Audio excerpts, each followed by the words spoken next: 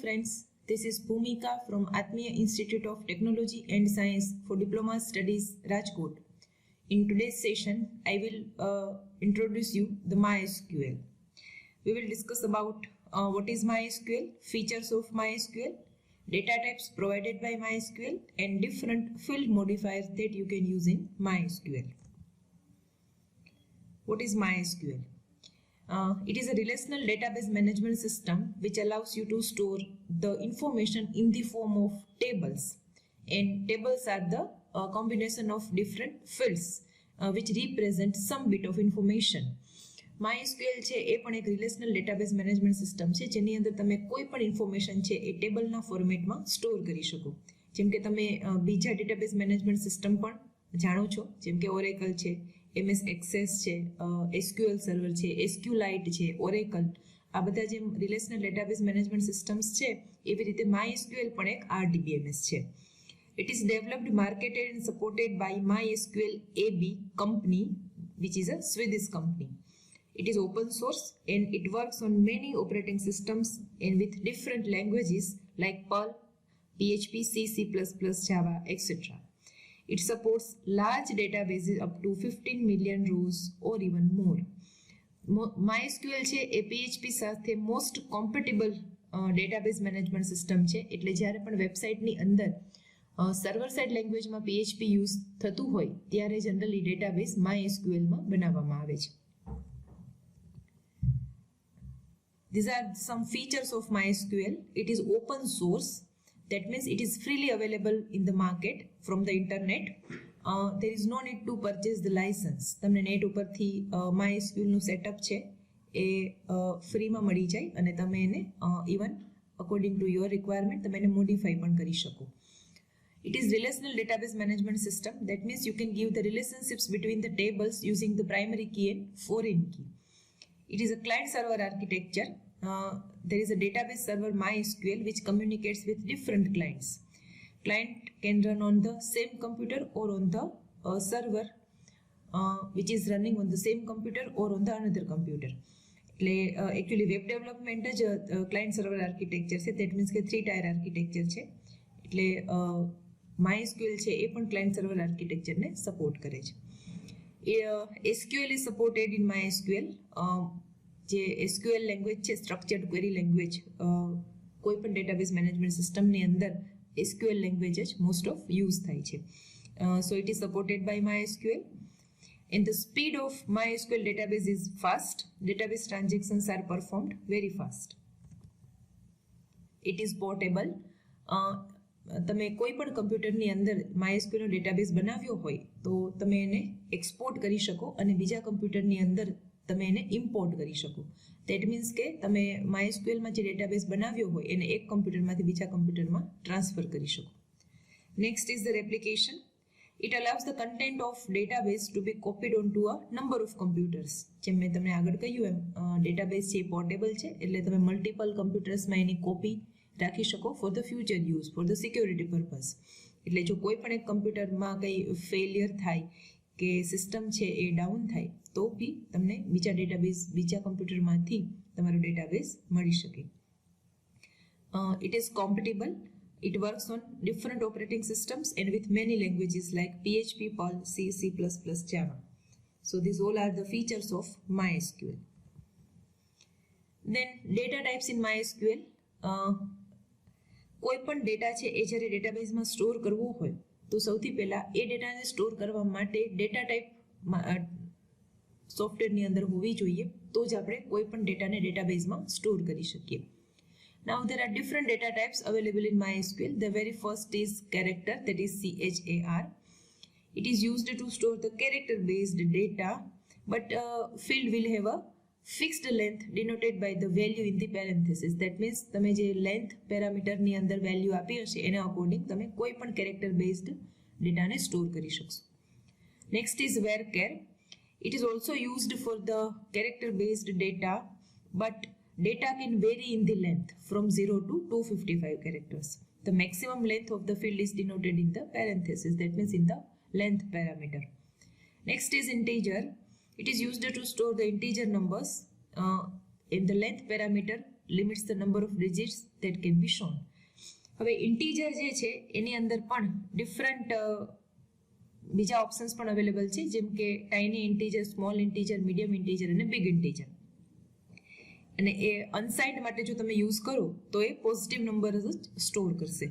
જે normal integer છે, જે થર્ડ ડેટા ટાઈપ છે, એની અંદર તમે પોઝિટિવ નેગેટિવ બંને નંબર્સને સ્ટોર કરી શકશો. But if you are using it for the unsigned numbers, then it will store only the positive numbers and 0 2. એટલે તમારો જે ડેટા છે એની લેન્થ જો ઓછી હોય, જેમ કે સિંગલ ડિજિટ હોય, તો તમે ટાઇની ઇન્ટીજર યુઝ કરી શકો, then small integer, medium integer, big integer. આ જે બધા જ જે છે tiny integer, small integer, medium integer અને બિગ ઇન્ટીજર, એની એક રેન્જ આપેલી છે. એ રેન્જની અંદરનો નંબર હોય એના અકોર્ડિંગ તમે કોઈ પણ ડેટા ટાઈપને યુઝ કરી શકો. Now next is float. It is used to store the floating point values with the given length and decimal point. By default length અને decimal point ની જે વેલ્યુ છે અને 10 અને 2 હોય છે રિસ્પેક્ટિવલી, અને નંબર્સ છે અહીંયા અનસાઇન્ડ નહીં હોઈ શકે, ઇટ મસ્ટ બી સાઇન્ડ. અને નેક્સ્ટ ડબલ છે ડેટા ટાઈપ, પણ એની અંદર લેન્થ અને ડેસિમલ પોઈન્ટની જે ડિફોલ્ટ વેલ્યુ છે 16 અને 4 છે. સો ડેસિમલ પોઈન્ટવાળા કોઈ પણ નંબરને સ્ટોર કરવા માટે તમે ફ્લોટ ઓર ડબલનો યુઝ કરી શકો. Next is the text data type. It is used for the any character based data. એની અંદર પણ tiny text, medium text, long text છે, એ તમારી ટેક્સ્ટની સાઇઝને અકોર્ડિંગ તમે યુઝ કરી શકો. નેક્સ્ટ છે blob data type. It is used two store the binary data, જેમ કે image.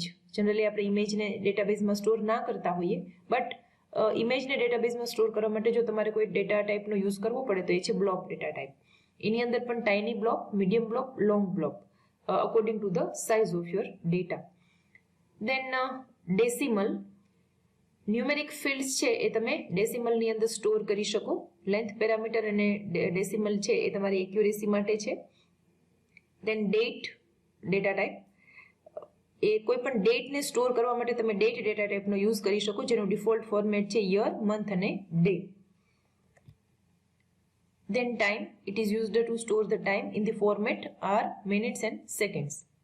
Then date and time. Date અને time અલગ અલગ ન લેવું હોય તો તમે એક જ ડેટા ટાઈપની અંદર ડેટ અને ટાઈમ બંને સાથે સ્ટોર કરી શકો. Then year. It stores the year.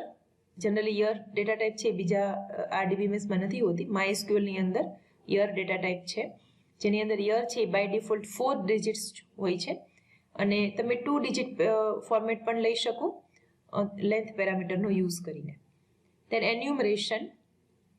It allows certain values to be stored in this field, such as true, false છે, કોઈ બી લિસ્ટ છે, કોઈ બી સપોઝ કોઈ કલરનું લિસ્ટ છે તો તમે એનું એન્યુમરેશન કરી શકો, અને એ લિસ્ટને તમે 0 1 2 3 4 એવી રીતે નંબર વાઇઝ પણ યુઝ કરી શકો. ઇન દેટ 6 5 5 3 5 ડિફરન્ટ ઓપ્શન્સ છે તમે એન્યુમરેશનની અંદર આપી શકો. Now these are the field modifiers used in MySQL. જ્યારે પણ તમે ટેબલ બનાવો ત્યારે ટેબલ લેવલ ઉપર ઓર કોલમ લેવલ ઉપર તમે ફિલ્ડ મોડિફાયર્સ આપી શકો. ફિલ્ડ મોડિફાયર્સ જે છે એ સમ કન્સ્ટ્રેન્ટ્સ છે કે જ્યારે બી રોમાં ડેટા એન્ટર થાય, એટલે કે ટેબલમાં ડેટા એન્ટર થાય ત્યારે આ કન્સ્ટ્રેન્ટ્સ ફોલો થાય તો જ ટેબલની અંદર ડેટા ઇન્સર્ટ થઈ શકે.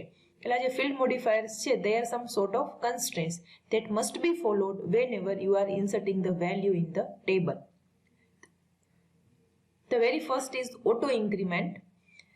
It is used to store the value in some sequence format. That means કે suppose roll number, તો રોલ નંબર છે એ ઓટો ઇન્ક્રીમેન્ટ ફોર્મમાં તમે રાખી શકો.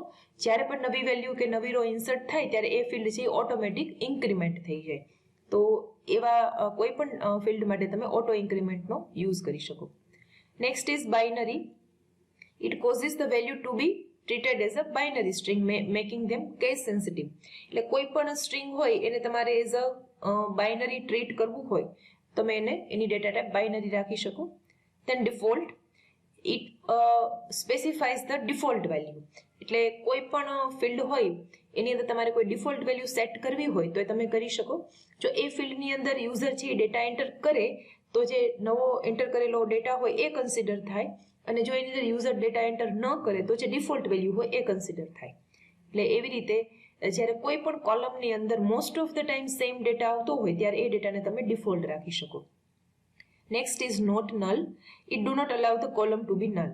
એટલે જે કોલમને તમે નોટ નલ કન્સ્ટ્રેન્ટ આપી હશે તેની અંદર કમ્પલસરી ડેટા ઇન્સર્ટ કરવું જ પડશે. Then null, it allows the column to be null. એટલે એવા કોલમ્સ કે જેની અંદર વેલ્યુ હોય તો પણ ચાલે અને ન હોય તો પણ ચાલે, તો એવા કોલમ્સને તમે નલ રાખી શકો. Then next two are the primary key and foreign key. કોઈ પણ RDBMS રિલેશનલ ડેટાબેઝ મેનેજમેન્ટ સિસ્ટમની અંદર ટેબલની વચ્ચે કનેક્શન આપવા માટે કે રિલેશનશિપ્સ આપવા માટે તમે પ્રાઇમરી કી અને ફોરેન કીનો યુઝ કરી શકો. પ્રાઇમરી કી એવા કોલમને તમે આપી શકો જેમાં વેલ્યુઝ યુનિક હોય, અને ફોરેન કીની અંદર જે એક ટેબલમાં પ્રાઇમરી કી હોય એને રિલેટેડ બીજા ટેબલની અંદર તમે ફોરેન કી ડિફાઇન કરી શકો. Next is unique. જે કોલમ ઉપર તમે યુનિક કન્સ્ટ્રેન્ટ આપી હોય એની અંદર વેલ્યુ છે એ યુનિક જ ચાલે, ડુપ્લિકેટ વેલ્યુઝ એની અંદર ચાલે નહીં. It enforces that all the data within the declared column must be unique. Then unsigned. Normally the integer goes from negative to positive, including 0. પણ જો અમુક કોલમ એવી હોય કે જેમાં તમારે નેગેટિવ વેલ્યુઝને ઇન્ક્લુડ ના કરવી હોય, ઓનલી 0 અને પોઝિટિવ વેલ્યુને જ ઇન્ક્લુડ કરવી હોય, તો તમે એના ઉપર અનસાઇન્ડ ફિલ્ડ મોડિફાયર કે કન્સ્ટ્રેન્ટનો યુઝ કરી શકો. Then zero fill.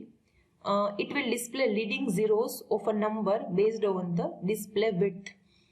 એટલે સપોઝ તમે ઇન્ટીજર છે કે ડબલ છે કે એની અંદર લેન્થ વધારે આપી હોય, એટલે જે લેન્થ આપી હોય એના કરતાં ઓછા ડિજિટ્સ છે એન્ટર કર્યા હોય, તો જે લેન્થ છે એના અકોર્ડિંગ આગળના જે સ્પેસીસ હશે એ ઝીરોથી ફિલ થઈ જશે. એટલે ઝીરો ફિલનો તમે એવી રીતે યુઝ કરી શકો. Then check constraint. It is used to limit the value range that can be placed in a column.